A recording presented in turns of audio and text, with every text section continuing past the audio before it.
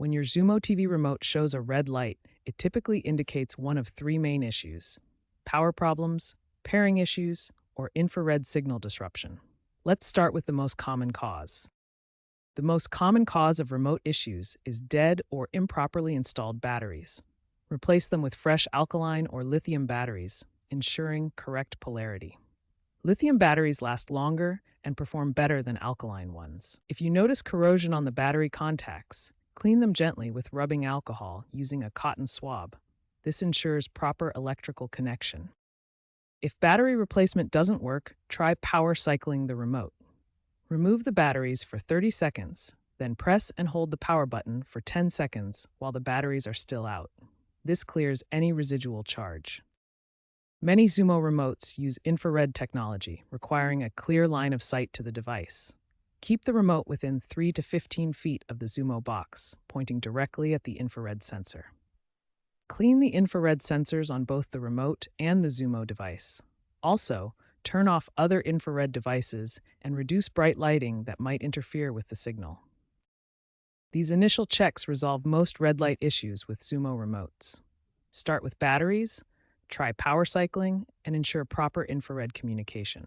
If these steps don't work, the remote may need pairing or resetting. If your Xumo remote still shows a red light after checking batteries and infrared signal, it's time to pair or reset the remote with your Xumo TV. First, use the Xumo TV mobile app as a temporary remote to access your TV's settings menu. This allows you to navigate when your physical remote isn't working. Navigate to Settings, then select Remote, and choose Pair your remote to your TV.